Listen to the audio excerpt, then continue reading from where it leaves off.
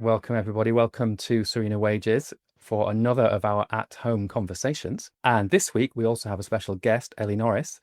And I believe, Serena, you know Ellie far better than I do. So maybe you'd like to introduce her. Yes, I'd be happy to. I was joking before we started recording that I didn't know that this trio would ever make it on air together, but I'm super excited about it. Could get wild, you never know. But Ellie is first and foremost just a friend here in Memphis. But what I was drawn to in Ellie is that she's quickly become one of my favorite writers, one of my favorite thought leaders. She is wildly funny and she is able to communicate the narrative of a Southern woman dealing with the idiosyncrasies of the South as an author in a way that I aspire to be able to do as a singer-songwriter. And so we definitely have this like-mindedness that comes out in two totally different art forms, and it has been a hell of a lot of fun to get to know each other. So the idea of getting to have like three different creatives in all different respects. She's one to watch. I'm really excited about what's in store for her in this next year, what you guys are going to get to read of hers. Yeah, it's nice to meet you, Ellie. Did you laugh at me? No, that's so nice. I need to like pay you for that. That was a really sweet introduction. And I also should be more specific that she has a book that I've gotten to go behind the curtain on that you guys hopefully will get to read at some point in the near future, as well as a really successful Substack and Instagram and TikTok following where she has her more like short form, witty bits. But yeah, you can find her work out there right now. Yeah, we'll link to that as well. So you are busy, Ellie. That's the thing that strikes me about your work is that you are everywhere all the time. But Substack is how I know you best, I think. Oh, I love that because that's my newest kind of endeavor. Substack and TikTok have sort of like aligned time wise. I guess I just launched the Substack in the spring. And I don't know what Serena is one of the reasons I started doing the TikTok piece because we both are just always trying to figure out this independent artist sort of creative angle of using these platforms to help get our work out there, which is a blessing and a curse usually. But yeah, it makes me so happy because I do feel like the Substack feels the most meaningful to me and the most authentic, more deep dive into the things I really care about. And obviously the writing piece is probably what I'm most proud of. The other stuff is kind of fun. I enjoy doing it, but I would like to think that someday I will be most well known for the writing piece of it. So I love that. So that's really cool to have another writer here for this conversation. Substack is where I got going a few years ago. Actually, when I started Substack, it was just newsletters. There was no app. So now there's all the notes, and indeed this podcast goes out mainly on Substack as well. So there's a lot more you can do with it now. But the phrase that sticks in my mind for you, which you might be able to describe and define for British viewers or listeners, is this kind of idea of a blue dot in a red state. Can you tell me what that means? Yes, as I was kind of trying to like figure out my brand a little bit more clearly and kind of clarify a lot of different, something Serena and I talked so much about is just trying to figure out our brands and our angles and all of this without limiting ourselves creatively. And a blue dot in a red state is somebody who is a more progressive liberal thinker in the midst of a more conservative, widely more conservative voting state.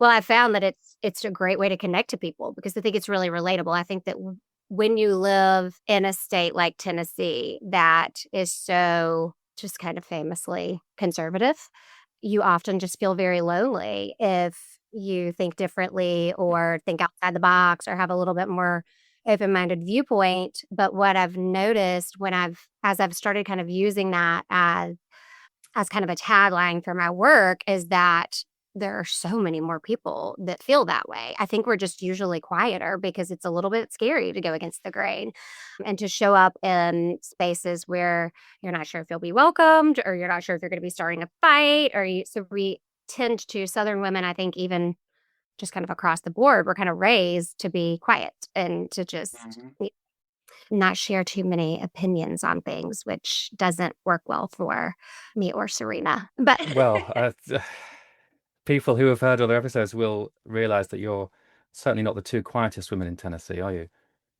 Um, we can help it. so that might sound obvious to Americans, but I was just saying to Serena a few weeks ago that in the UK, the blue is the right and the red is the left. So it's all like confusing. So Don't get that yeah, backwards. don't get that backwards. Yeah, thanks for clarifying for your home base. So let's get into it. I was thinking maybe towards the end of this, we might do a few kind of end of year things just because it's that time of year, but we don't want to focus too much on the dreaded C word. It might be interesting just to chat around what we've been seeing on TV recently. There's a lot of gothic stuff around at the moment. I don't know whether you two, it's still kind of warm in Tennessee, so whether this is a thing yet or whether it's still too warm and summery, I don't know, but there's a lot of Dracula. I've just seen the new Frankenstein movie. What's happening on the TV in America at the moment? What's good to watch? It's been spooky season is what's sort of the way that sort of the pop culture girlies in particular like to frame this time of year, right? So right around Halloween and even after, it's definitely like anything like Coven-esque is sort of in the air. Yes. I do think we've found ourselves drawn probably both to some of that content for sure. But you know what? I don't know. I'm too ADD for TV or movies. We've talked about this. Like, I'm not into the full seasonal depression yet. Give me like 3 weeks and I'll probably have a long list of things I've been avoiding my feelings with that are on the television. But right now, nothing's really come to mind. I'm obsessed. I'm only 2 episodes in. Y'all know I'm obsessed with TV. The Beast Within. Is that what it's called? The Beast Within Me? I I just saw this looked on your down the clock. Substack. It is so good. I knew when I saw, because it's Claire Danes, and now I'm drawing a blank on the guy's name. You recognize his face, even if you don't know his name. You know, one of those. Brittany Snow, who is like having such a moment again. And so I knew just from the cast, I didn't even watch the trailer. And then I turned it on the other night, and it is so good. So fun. Kind of spooky. So it like feels in alignment with our spooky season vibes, but not too scary and just on the edge of my seat. And it's about Claire Danes is a writer in it. So I love that journey for her. A depressed writer. Is there any other kind? My son told me the other day, my 13-year-old son reads my Substack. Probably not a good choice, but he was like, yeah, Mom, I mean, I don't read them every time, but like, you seem kind of traumatized. I was like, oh, baby. Yeah. No, we all are. Like, all the writers. That's just kind of That's the baseline. No point writing if you're not messed up. So it's Matthew Rhys, apparently, according to your Substack, who's in that. Is that right? Does he play like a serial killer in something else? Well, we don't know if he's actually a killer. Oh, no, he's Perry Mason, isn't he? In the new Perry Mason ones, yeah? He's a good guy. Yeah, he's really good in this one. He is creepy, but then you still kind of like him. I don't know. He's really confusing me right now, but it's a fun watch. As writers, why do you guys think we're obsessed with scaring ourselves? I don't know if all writers are. I mean, we all read Stephen King in our teens. I noticed there's a new version of Carrie coming out soon, and there's The Life of Chuck and stuff. So Stephen King's still massive. Maybe it is. Certainly in the north of England, where it's all cold and dark the whole year round, we like that kind of thing. But maybe some writers are like light and bopping and happy. I don't know. I've not met one who is. They don't seem like they'd be that much fun to hang out with. No, indeed. Oh, that's such a good question, though. There must be some happy books out there, isn't there? I mean, Lord of the Rings is pretty dark. Even kids' books are dark now. That's what I was kind of thinking. Like, not even just that the writers only would be attracted to that, but like if the most trending shows right now are The Beast in Me or whatever you referenced, like we're really asking to be on edge, but we're like turning to TV to cut an edge. There's some theory about this. I'm going to get it wrong, but I was just mentioning to Ellie earlier in the week about something that I've forgotten. All Her Fault is a very dark thing that's very, very unpredictable and very good thriller on Peacock. What was your question again, Serena? Why are we obsessed with scaring ourselves, maybe? Yeah, there's this theory that, I don't know which way around it is, but I think if the world is perceived to be kind of a bit darker than average, usually people go more towards comedy. We've talked about comedy a lot in this series, but I like dark comedy is a thing here. So even my comedy's dark. I don't know what it is. Maybe if I lived in California, I would like happy things and stuff. No, they're not happy out there. No, I mean, they are, but it's shared misery. That's why they all moved there. You know what I mean? To get away from their hometowns where they hated something, but like you don't find the promised land in LA. I don't know. I'm speaking for the artist types anyways. Maybe some people are happy out there. I don't know. Could it be like they say in blues music, listening to the blues doesn't make you sad. It makes you realize that you have company, that you're not alone in your sadness. Could always be worse. Or that. Ellie, I asked Paul before we started recording, talking about the weather, where he is and where we are. And I was like, yeah, the seasonal D, it's coming in. He was like, I don't think I have that. And I was like, oh, how interesting. He's like, I think it's just the year-long D. So like, I don't know the differentiation between the seasons. It's all shades of grey. Like, do you have much of a season change? Yeah, so it's a lot colder here now than it is for you. It's about 30 degrees here. It's freezing and maybe snow. It does tend to be grey and mild the whole year. You're used to what you're used to, right? Mm-hmm. And Scottish people are used to like North Pole temperatures. So, Sounds like we're all doing great. but one thing, well, you made a really good point that I made me think of something about your music. There's a lot of musicians I listened to this year where the lyrics might be a bit dark, but the music isn't. The music's quite uplifting sometimes. And I think that's one thing that you get with music that you don't get with writing is writing's more like one dimensional in a sense, it's just the words. Whereas at least you can lift the mood with the music in the background, right? For sure. I mean, it definitely gives you all these other colors, but I feel like I receive that on the other end of reading you guys writing and reading other pieces that I'm a fan of. Like I still see those colorful nuances, the way you use language and humor and tone and delivery. But yeah, that's a good point. I mean, I was drawn to it for that reason. All the different landscapes that can be brought to life. It's something you don't get with poetry either, actually. And I've got a note here about Mary Oliver. So you were talking to me earlier in the year about Mary Oliver and especially Wild Geese. So she's quite a famous poet in your part of the world. Is that right? I would say, yeah. I think people do know of her here, but she's not that well known, really. Yeah, I think she has a demographic that is pretty dialed in here as well. Not to say that her reach isn't really wide, but I would say that there are a lot of women who want something more to oversimplify it that are drawn to her work. There's like an eroticism. I obviously don't mean that in a sexual sense, but in a life force sense. Like there's an eroticism to her perspective, I think. And a lot of it is reflected in how she talks about nature to reflect that eroticism. And I think there's a lot of women who need to feel emancipated that are really drawn to her. I certainly was. Like I learned of her first actually from my therapist like 10 years ago. I have a book sitting over there in the next room too that Ellie got me for my birthday that I read like a Bible, that is Mary Oliver, but we both kind of bonded on that early on as well. Yeah. Is it called the devotional or the Mary Oliver devotions? Yeah. It's the devotions, and it's like a pretty big collection of some of her most famous pieces. And I remember getting it. I can't remember how I got it, the first copy, and then I gave it as gifts. And it is just, like you said, kind of like a Bible. And it is. There's something about like the freedom that she expresses in her poetry that is so enviable, I think, to women. That's what sucks you in. Yeah, I enjoyed some of those, especially there's a period where she talks a lot about wildlife. Wild geese is the famous one, but she's talking about wildlife on the surface, but really it's about us underneath, yeah, and her life and so on. Yep. Very deep stuff, very interesting. Should we read Wild Geese or a bit of it so that those who are listening kind of understand Yeah, if you've got it, that's a really cool idea.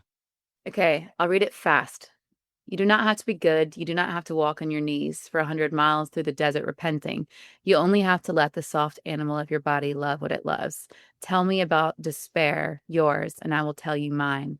But meanwhile, the world goes on. Meanwhile, the sun and the clear pebbles of the rain are moving across the landscapes, over the prairies and the deep trees, the mountains and the rivers. Meanwhile, the wild geese, high in the clean blue air, are heading home again. Whoever you are, no matter how lonely, the world offers itself to your imagination, calls to you like the wild geese, harsh and exciting, over and over, announcing your place in the family of things. That fully wrecks me. That is so cool. It's kind of, there's a darkness to that, but at the end it's kind of like uplifting. Yeah, there is. It gives you a bit of hope. It gets me off the bat at you do not have to be good. Could just stop there. Like, what? That's enough. Don't. You're enough. That phrase, you've used that in your music, you're enough as you are, sort of thing. You don't have to aim too high, but you're both so ambitious, right? That's a conflict. Jury's still out if like that's a survival strategy or an actual personality bit for me. Can't speak for you, but I don't know. It's also just a way to learn who you are while you try to do another thing that lives outside of you, I think. But I don't know what the equivalent would be in your culture, but for Southern females, the idea of being good and staying put is so fundamentally ingrained into our bodies that, like, even if that's not language that was said to you explicitly as a kid, even if you had parents on more of the progressive side, that messaging was still like passed down in DNA. And it's a really intense amount of shackles to break free from. And so I think like the high achiever bug in me, it partially is just essence, but the other part is fighting like hell to be heard. I don't know. I don't want to speak for Ellie, but I know that some of this ideology we've bonded over. That was exactly what I was thinking, is that it's like I can look back over about a 10-year period now where the writing and books and all of this stuff kind of really got a hold of me. And I can see that in the beginning, so much of what I felt like was ambition was what you're talking about. Just this like sudden, unavoidable need to just break out of these. Did you just say shackles? Yeah. I don't know. I think, yeah, that's the feeling. I kind of free myself of that, of those confines. And I think that, but the thing that's been really exciting in more recent years, as I've kind of worked in a lot of different ways to unravel that kind of conditioning, is that I found that it doesn't necessarily feel so much like it used to kind of feel like an outlet for an escape. I wasn't conscious of it at the time, but it was like, I got to change something. Like something is off here, because over time in our bodies, when you feel like that you're kind of forced into this little box and it doesn't work for you, then you kind of maybe have like a swing in the opposite direction. So I can look back and be like, oh, bless my bones. Like that was such a frantic, like, no, wait, that's not who I am. This is who I am, need to have a career, right? And all of these things. But as I've gotten a little bit further along, it's like, oh, now I'm at a place where I actually feel really grounded and I don't feel like the typical career success that I wanted so badly in the beginning. It doesn't feel as much like this vital necessity. It feels like something that's really exciting and intriguing to me. And it's still what makes me happy to sit down and work on my Substack. And it feels like my own thing. But my perspective on the ambition part of it has changed as I think I have settled into a freer version of myself, if that makes sense. Yeah, like it took your rebellion was the gateway to get to the, I resonate with that a bit. Like it takes the act of rebellion against the thing you realize you're not to get you to the place. And then you can create and release a bit more freely. Totally. Paul, why are you doing what you're doing? I'm trying to reflect on this. There's a weird thing. So the way America is projected over here, we see you guys as being way ahead in everything. So you're the first to legalize dope. You're the first to do this. You're the first to have a criminal as president. Meditating out. Is that legal to say that? If you can do it, you can say it. You're the first in a lot of things. But the attitudes you're describing to me sound like the early 1960s or the 50s in Britain. So we had this thing called World War II, where all the women had to go to work like overnight because there were no guys to do the work. And that is seen as a time when women's rights and so on really shot forwards. They might have come back a little bit since then, but yeah, those attitudes. I mean, obviously the women who migrate or find themselves in London tend to be the ambitious ones anyway. They tend to be the ones who are a bit different or motivated, or they want to, whatever, leave their homeland like I did, which was a dark and cold, horrible, wet place. So yeah, it feels like you're in a time warp a little bit, but you're also in quite a rural area. So I noticed the other day that there are more people in London than there are in Tennessee. You're kind of in the sticks a little bit. Is that part of it as well, the country, rural sort of side of things? Is it the Bible? I don't know. The South is definitely its own thing. And I think that's what's really confusing, even within our own country. Don't you think, Serena? Like, I think when people have not experienced it or lived it, it is sort of like, what do you mean you're unraveling some sort of patriarchal conditioning? But it is, like Serena said, even if it's not directly from your parents or some sort of like direct, you're going to just find a nice man and get married and settle down. It's just kind of a theme that you absorb from a lot of different areas. And I think in the South, it's just sort of the air that we breathe still in a lot of ways. But Serena and I also have different upbringings and stuff like that in that way. So I don't know. I certainly have tons of ambitious friends who are just killing it in like corporate roles. It's not like you can't do those things, Of obviously. course. Yeah. Yeah. But maybe it also just has to do with I talk a lot or I think a lot about the generational evolution of female identity. And I think a lot of it has to do with sort of the women ahead of you and like the examples that we had. Thankfully, my mom in her later years began writing, and she always emphasized traveling and just opening minds and all of these things. But she grew up in Alabama in the civil rights movement and all of this. And so she had a lot to unpack there too. But she and I talk a lot about that idea of generational evolution of female identity, because when I think back about the women that I had to look to who were ambitious or successful in the ways that I was interested in, they were on TV. They weren't in my everyday life. I mean, I can't think of a lot of women who worked like for a reason other than that they had to. So like my mom Mm. Mm. worked, but she worked at our church. That was sort of like an acceptable career, teaching, working at the church, whatever. I don't know. I might be getting myself in trouble here. I'm just thinking of my actual examples of like working women growing up. And the ones who were actually around me, I think just because of our landscape and the cultural landscape, were mostly stay-at-home moms, or they had jobs that sort of still centered around the kids. Like, I need to be able to be done in time to pick them up from work. I need to be available for them to come to my office or whatever. So while I do have a lot of friends who have been successful in a lot of other ways, they had to chart that course on their own. You know, it wasn't like a lot of the men in our lives that we see taking over their dad's businesses or following in the footsteps of their fathers or having examples of all kinds of different men to kind of look towards. Mhm. So I think maybe that's where we in this generation are kind of having to rewrite that script a little bit. Does that make sense to you, Serena, or does that feel true to you? Yeah. And I mean, you're right. The Southeast, where we are, you've heard the expression Bible Belt. Yeah, although there may be patriarchal energy across the country, sure, but times they have changed, and thank God for it. Yet in the Southeast, the air is still different. Mm. It's thicker and it's older, and there is not a lost hope situation by any means, but it's like, even it's funny when I spend time with friends, my best friends who live in more so in, California or New York, and more like, port cities, metaphorically and literally, like a bit more progressive areas. Even if they were born and raised in the South, they've almost lost touch with remembering what the air is like here. You remind them of it, and they're like, God, I can't believe people are still saying that.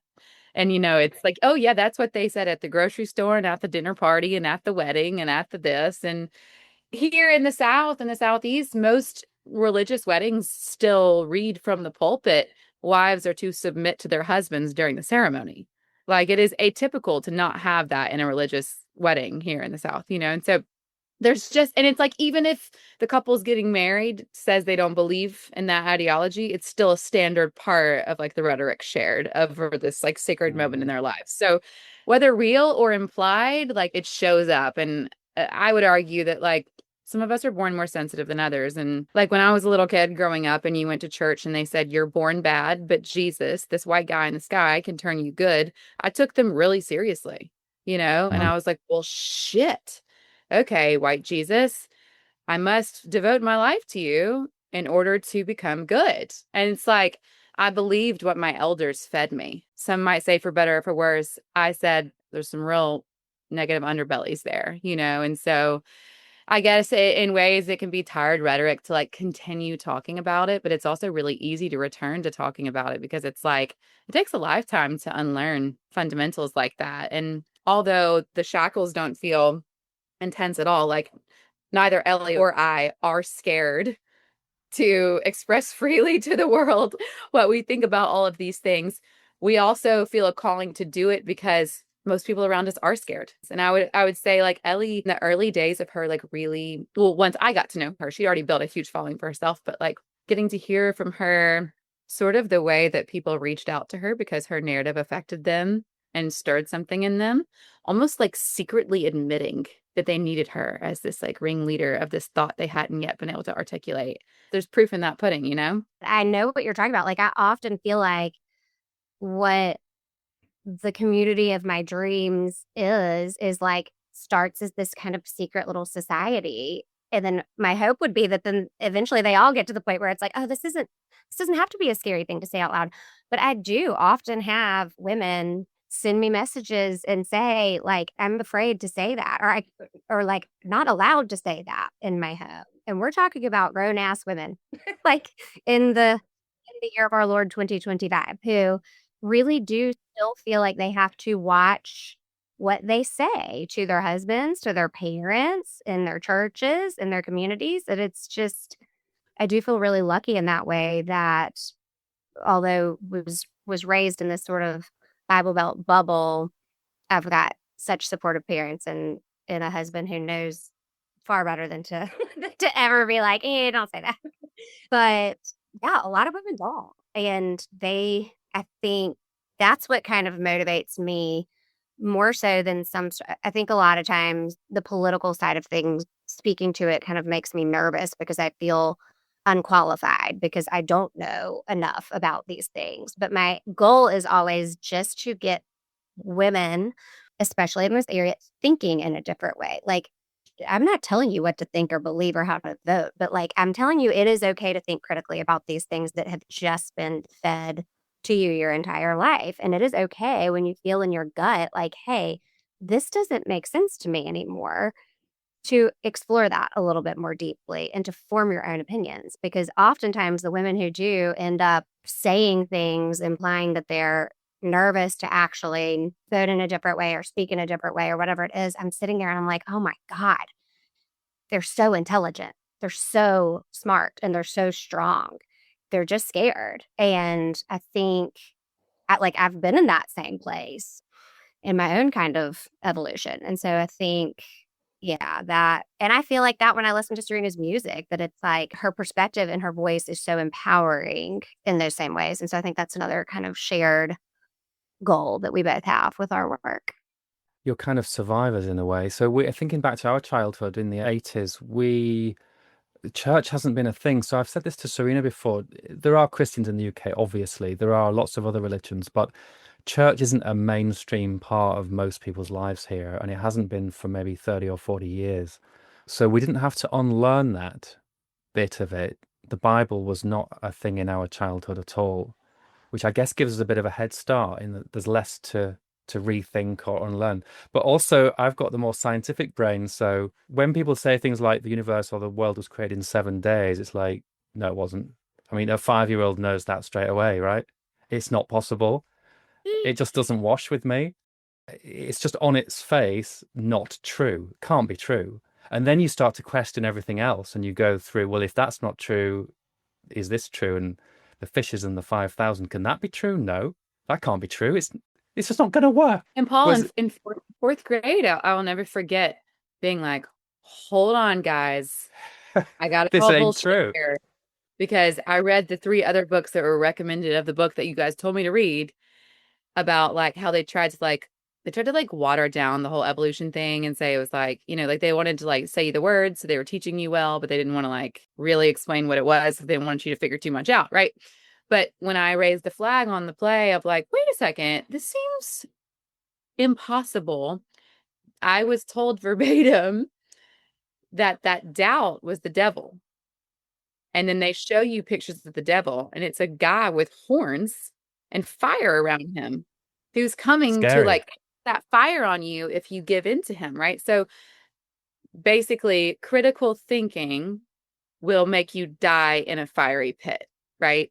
And I realize too, sometimes when I say this shit, I can be so intense. And like, I'm reminded often by like Christian friends around me. They're like, hey, sister, not everybody was raised in Southern Baptist world, which I have to like differentiate a bit because there are plenty of like other denominations that are just a little more loose with some things and like don't push like really intense agendas like that. I wasn't raised there, so I can't speak for really how that all comes into play. But I mean, yeah, you're taught your brain is trying to trick you away from eternal salvation. Talk about a recipe for the next 20, 30, 40, 50 years of your life being lived with a really low ceiling and a fear for exploration. And then cue the problem we have, which is people living here scared to death to even think too much about what they really think, much less say it. Yeah, it's fear and so much shame too, right? Like, how dare you even ask that question? Like, that is blasphemous. What do you mean? The whale didn't eat the man, Jonah, and like he swam around in there. Like, oh my, okay, forgive me. Understood. That was literal, not metaphorical. I'm like, there again, thank God my mom's like, oh, lots of metaphors in the Bible. I'm like, oh, that makes more sense. But like, you're talking about elementary school. I remember being on a trip with my mom. I had to have been like in my 30s because that was kind of late 20s, early 30s is when I like when I went woke, when I just woke up one day and I was like, what in the hell? And kind of started asking all these questions. I remember being on a trip with my mom and being scared to even tell her that I was like, I have a few questions here, like I feel really guilty for questioning these things about our religion and faith and all of this. And I just remember her being like, oh, Ellie, like, no, like God made you to be a curious person. Like you ask every single question all the time and then some, but that is not always the response. And I think especially as kids, when you are just like taking in so much and you're not, especially back then. I mean, I don't know. I guess now we're more of the like gentle parenting generation where our kids probably do feel like they have wisdom and all of these things that I think they do have. But, back then it was like kids weren't given credit for like having any kind of bright ideas. It was just like, y'all be quiet and sit down and listen and behave. And so you're just Yeah. taking all that in. Like it's some of the scariest ideas of eternity that it is the scariest. So like, who's going to question it when the alternative is like, if you question this, you're going to burn in hell for eternity. But the way not to do that is to just say a quick prayer, ask Jesus into your heart, and you're good. And it would be like, okay, I think I can do that. Like, I'm going to ask Jesus to like be in my heart. I don't feel any different. Like, did it work? Like, did it sink in? But like, that was the script. And then you're free forever. Doesn't matter what you do after that. It's like, okay, yeah, like that's an easier pill to swallow, right? Like, You were lucky with your parents and the people around you, and so was Serena as well. Our teachers and parents never pretended that anything was literally true, I don't think. We need to keep light a little bit. We're getting a bit heavy. I've got this little gauge in front of me that moves around. imagine that, Serena. We're getting So heavy. the I was going to talk about creationism, which we don't have. There's one. It's literally two people in the UK who believe in the creation idea, but I know that's a bit of a thing in America. So maybe we'll come back to that in the next show in about 5 minutes.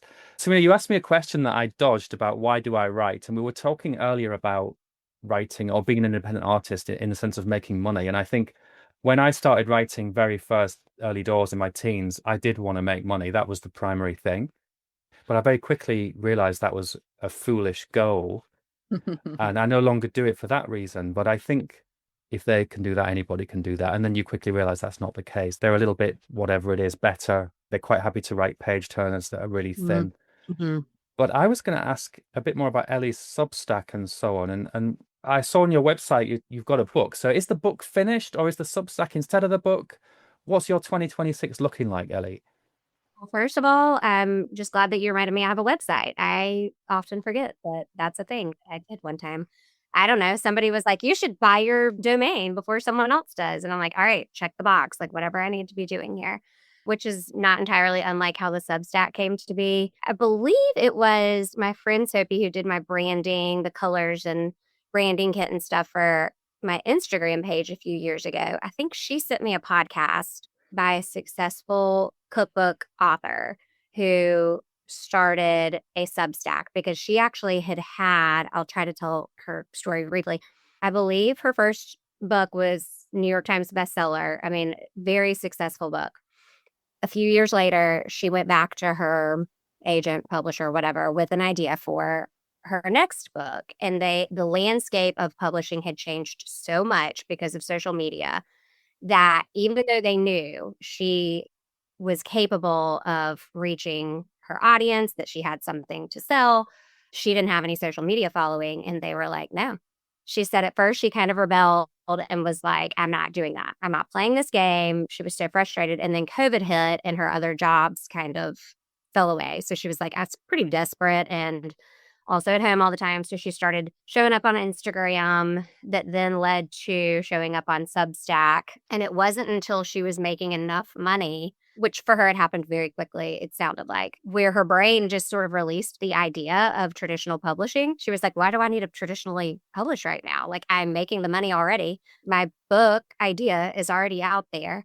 And then, of course, the publisher's like, hey, now that you have all these people, let's go. So then she did the tour and published the book and all of that. But listening to that, I don't know. I just kind of latched on to that idea. And I see it on the flip side, too, where there are so many content creators that aren't writers who end up with book deals. I'm not saying that in a negative way. Like, ask that everybody go get what's yours. You know, you work hard. If somebody then approaches you and says, hey, do you want to write a book? Yeah, go do it.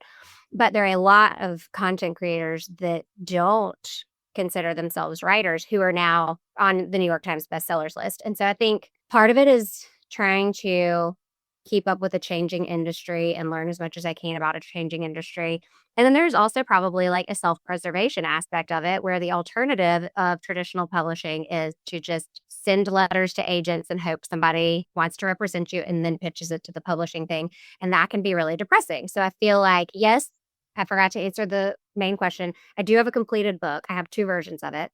And I have sent countless query letters to agents. And in the last year or so, I just was like, maybe that's just not the way this is going to happen. And I feel like it can't hurt to have an audience kind of already if or when that does happen. So I originally wrote it as a memoir and then kind of adapted it into a fictionalized version. So it is a fiction novel in this form. And I would love to publish it at some point. But until then, I'm like, I'll get my shit out there somehow, you know? Like, we'll just put it on the Substack until somebody decides that it's worthy of publishing. But The way the following has increased in the way like there's validation that people need your work and your humor. And I feel like you've laid such groundwork for like when this thing does come out, the audience is showing up. I do. Like, you can see it in the comments as well. I think there's a real thing in publishing at the moment. And I think we've said in this show recently, it's really hard to be a career writer now. I think it was easier 30, 40, 50, 60 years ago, but it's really hard. It's obviously easier if you've got a following that you can demonstrate, which that's one thing social media does, is sort of put numbers around your following size and your audience size, right?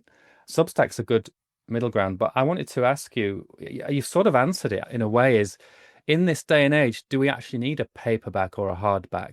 I didn't think so. I sort of started really writing seriously when ebooks were just coming out and the Kindle was just coming out, and I decided that we didn't need paperbacks anymore. But people are still reading them, and I think they're reading them more now than they were 30 years ago when the Kindle was new. I found that once I had a hardback, there's something to give to people. They feel like it's more real.